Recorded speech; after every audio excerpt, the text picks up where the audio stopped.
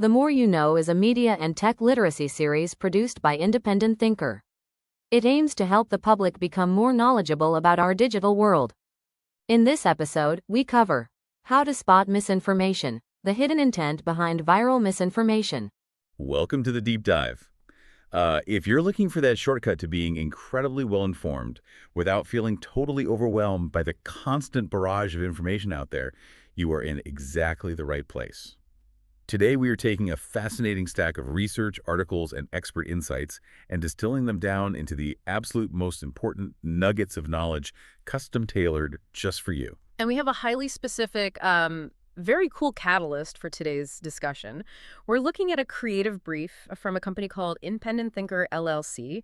They are currently building a bilingual digital marketing public service announcement, a video PSA aimed specifically at the Hispanic and Latino community. Yeah, and it's all leading up to Data Privacy Day on January 28th, 2026. Right. And the aesthetic they're going for in this video brief is just fascinating. They want it to be futuristic, completely packed with vibrant colors, high-energy motion. And narrated by a female voice with a distinct, punchy New York City accent. Exactly. It's designed to be highly engaging and impossible to ignore.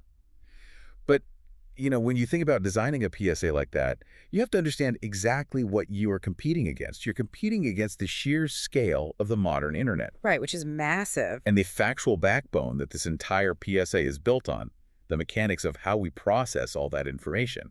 It comes from a really comprehensive webinar by the News Literacy Project. Yeah, featuring educators and former journalists John Silva and Alexa Voland. And to set the stakes for you right from the top, the goal here isn't just to teach you how to spot a lie on your social media feed. We are aiming to completely move past the weaponized, frankly unhealthy term, fake news. It's just so overused. It really is. We need to map out the actual taxonomy of false information, understand the deep psychology of why we click, and equip you with the mental tools to navigate what is essentially an information deluge. So let's actually talk about that deluge. Because understanding the environment is the first steps. There's this concept called the Internet Minute. Every single year, data scientists track exactly what happens across the entire internet in a span of just 60 seconds. And the numbers are just staggering. Oh, they're wild. When you look at the metrics, millions of text messages, hundreds of thousands of hours of video uploaded, endless millions of posts. It paints this picture of the overwhelming barrage of data bombarding our screens constantly. It is a true flood. And the vulnerability comes from our habits within that flood. Because there's so much data, we fall into this mode of passive, mindless scrolling. We aren't actively processing what we're looking at. Exactly. We're just absorbing. And this passive scrolling puts us neatly into algorithmic echo chambers, surrounded only by content and people that reinforce our existing worldview. Because we aren't actively thinking, we become incredibly vulnerable to manipulation. Which is terrifying when you think about it. It is. The harsh reality is, out of all that data flying at you in a single internet minute, only a microscopic fraction of it is actually verified, rigorously checked news. Okay, let's unpack this, because this leads perfectly into why the experts are telling us we desperately need to retire the phrase fake news. I mean, it seems like it has just become a polarized political buzzword used to attack legitimate reporting. Or simply to dismiss any inconvenient fact someone doesn't agree with. It's totally lost its actual meaning. It's entirely too blunt of an instrument for the world we live in now. We need to be vastly more precise. And the crucial distinction we need to make, which really serves as the cornerstone of this entire deep dive, is the fundamental difference between misinformation and disinformation. Okay. And the entire dividing line between the two comes down to one single concept: intent. Wait, so if my aunt shares a bogus medical article on Facebook because she genuinely thinks it is going to help my health, she's not spreading disinformation. It all hinges on what is in her head when she hits the share button. Precisely. That is misinformation. Misinformation is any false, inaccurate, or misleading information that is shared regardless of intent. The person sharing it might genuinely believe they are performing a public service. Right. Disinformation, on the other hand, is deliberately created and shared to deceive. It is engineered with a clear, malicious intent to do harm, cause chaos, or make a profit. To give you a perfect example of how weird and blurry this line gets in practice, let's look at a viral screenshot involving the actress Amy Adams. It was an image of an article headline that read, "Amy Adams on Woody Allen, I'm going to kill that bag of bones." It's a spectacularly aggressive quote. It really is, and it spread like wildfire. But if you take a second to actively analyze it rather than passively scrolling past, the red flags are everywhere. First, it was just an image file, not a clickable link to a real publication. Always a bad sign. Yeah. Second, the URL listed in the screenshot looked highly suspicious, not like a mainstream entertainment site. Third, there were glaring grammatical errors right there in the subheadline. So what did the fact checkers do? By doing what they call Googling like a pro, basically putting that exact aggressive quote into a search engine with quotation marks to find an exact match, investigators traced the image right back to a literal fake news generator website. Wow. Yeah, these are sites that provide realistic-looking templates where anyone can type in a fake headline, upload a photo, and generate a convincing screenshot. And this is where understanding the taxonomy really matters. The anonymous person who sat down used that generator website to fabricate the Amy Adams quote and seeded it onto social media. They were spreading disinformation. They had a deliberate intent to deceive the public. But the thousands of regular people who saw that shocking quote felt a jolt of surprise and quickly retweeted it without double-checking. They were spreading misinformation. Because it's almost impossible to actually prove intent just by looking at a random avatar on a social media platform. The distinction is vital for understanding the ecosystem, but it's incredibly hard to enforce. Which brings us to the trigger mechanism. Why do we fall for the fabricated screenshot in the first place? Because the most effective false information always plays on a tiny kernel of truth, and it relies incredibly heavily on emotional manipulation. Simply put, if a piece of content doesn't make us feel anything, we simply scroll past it. We don't share it. This raises a massive question about how our emotions are systematically hacked online.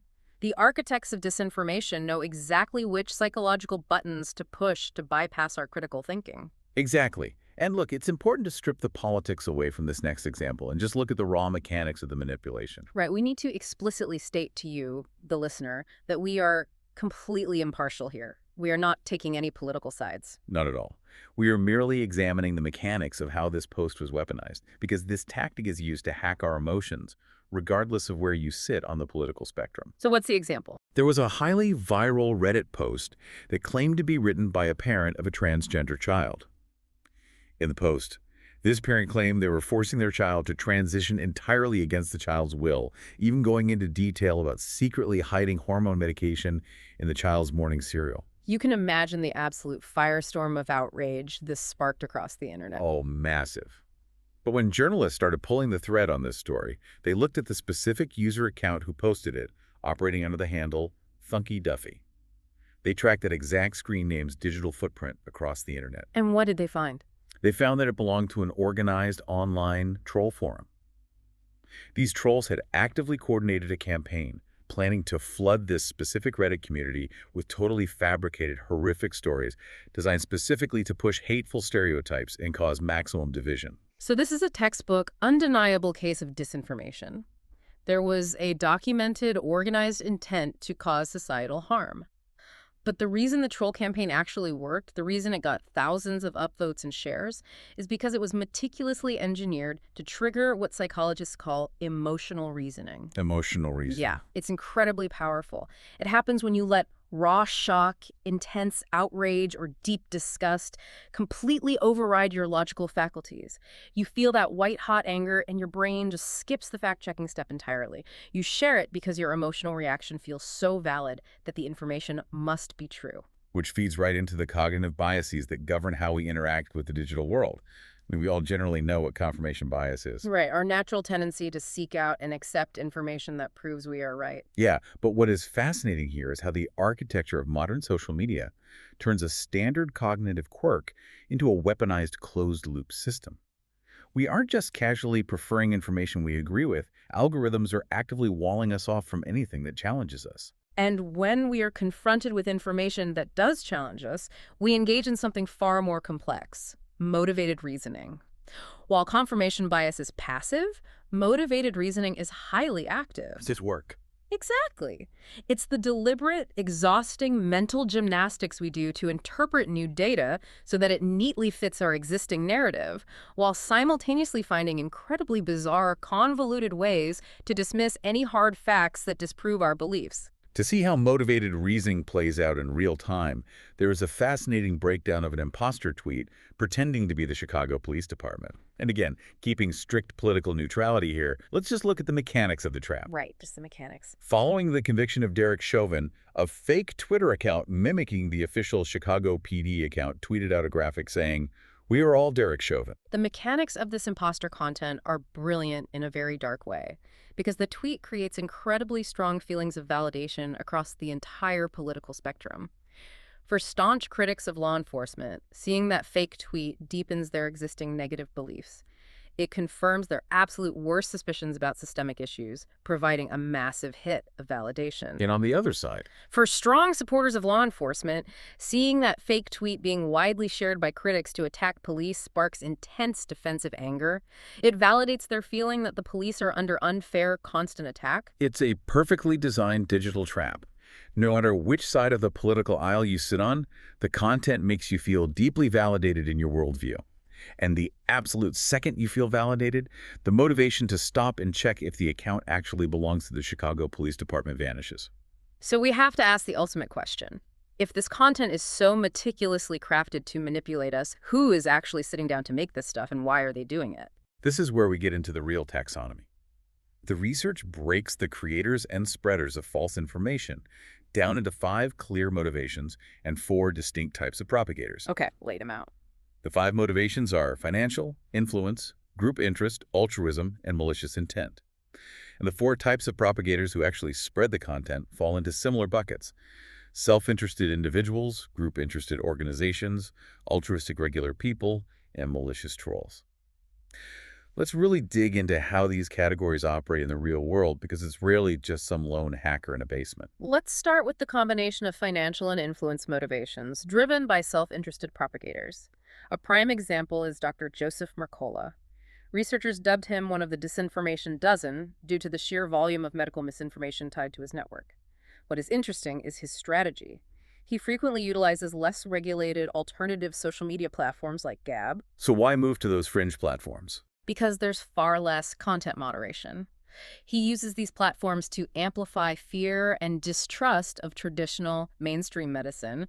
But the ultimate goal isn't just to sow chaos. It's a highly calculated sales funnel.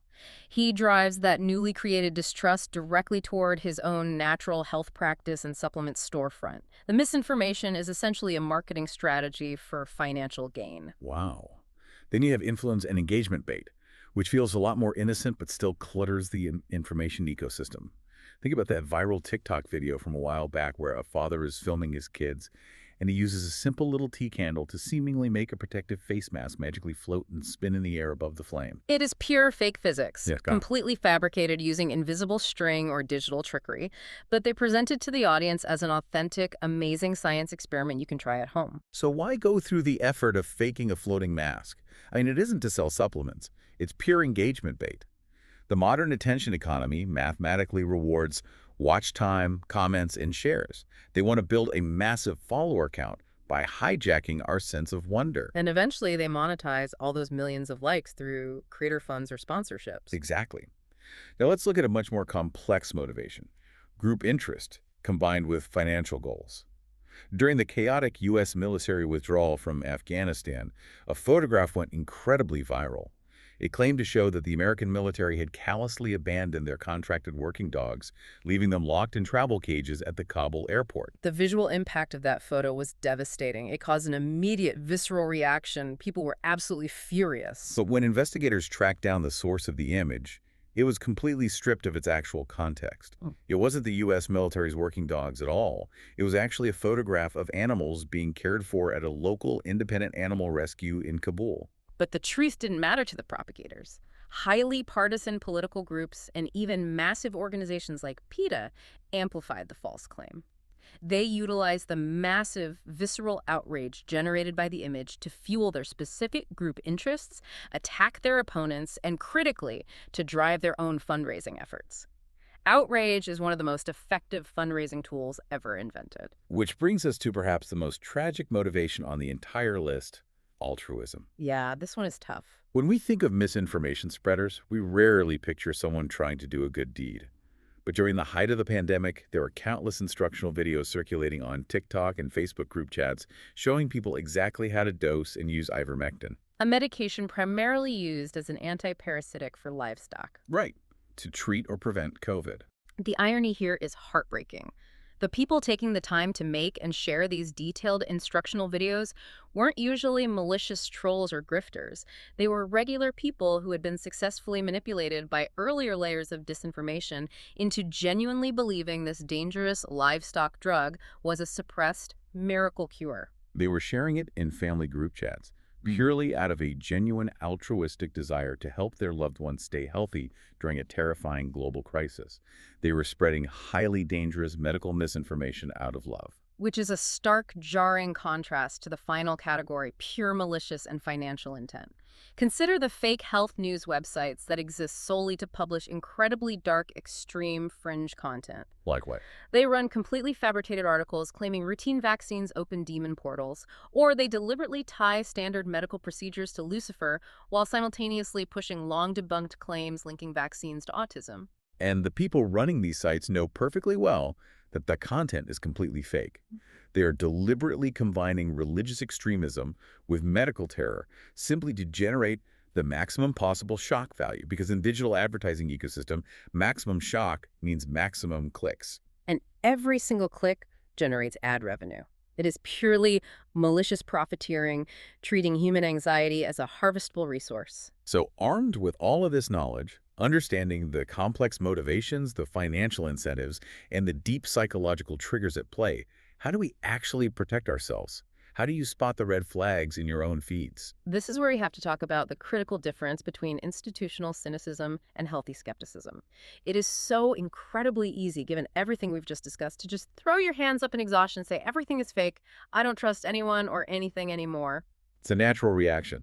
It is, but a cynic and a skeptic are very different things. A cynic dismisses absolutely everything out of hand. They believe the entire mainstream media, all of big pharma, or the massive, sprawling federal government are all perfectly collaborating in one giant, flawless, leak-proof plot against them. Whereas a skeptic doesn't dismiss things out of hand. A skeptic asks productive, rational questions based on verifiable evidence. They demand proof, but they are willing to accept it when it is provided. And cynics often fall victim to specific cognitive biases that warp their sense of reality. What's fascinating here is how these biases manipulate our sense of scale and purpose. Take proportionality bias. This is the deeply flawed logical leap our brains make that says if a massive world-changing event occurs, it must have a correspondingly massive, complex, secretive cause. Like 9/11. Exactly. This psychological need for narrative symmetry is the absolute engine behind most 9/11 conspiracy theories. Our human brains fundamentally struggle to accept that a small group of individuals with box cutters could cause such world-altering devastation. It feels entirely disproportionate. So we invent a massive, shadowy global cabal or a government inside job to make the scale of the cause feel proportional to the scale of the tragedy. And then there's intentionality bias. This is the deep-seated human belief that there is no such thing as a random accident. Everything must happen for a grand reason. Think about the tragic deaths of celebrities like the actor Paul Walker or the chef Anthony Bourdain. Right. Instead of accepting the painful, chaotic reality of a high-speed car accident or a tragic internal mental health struggle, intentionality bias spins their deaths into dark theories. The internet decides they were assassinated because they were just about to expose the dark underbelly of Hollywood. It's our brain trying desperately to force order onto a chaotic, unpredictable world. The idea of a grand conspiracy is actually more comforting to some people than the terrifying reality that bad things happen randomly. To catch these biases and manipulation tactics in the wild, you need to watch out for specific linguistic red flags. The creators of disinformation rely on very specific phrasing. If you see a post that aggressively insists the media won't report this or begs you to, make this go viral. Or uses the incredibly condescending, let that sink in. Your guard should immediately go up. And the ultimate red flag phrase that should tell you to stop reading immediately, there are no coincidences. Run the other way. These phrases are specifically engineered to prey on our cognitive dissonance. They tap directly into our deep-seated anxiety about being gullible, or the fear of being left out of the loop while everyone else knows the secret truth. So what does this all mean for you, the listener, in your actual day-to-day life? What do you actually do when you're scrolling through your feed and you see your own friend or your aunt or your coworker post a glaring piece of misinformation? There's some fantastic, highly actionable advice from our sources for navigating this exact awkward scenario. Number one, do not mock them. Do not jump into the public comments section to belittle them or make them feel stupid. The psychology shows that public shaming only causes them to double down, dig their heels in, and get highly defensive. Makes sense. Instead, take a breath. Do a quick search, find the clear debunking evidence from a credible source, and invite a private conversation.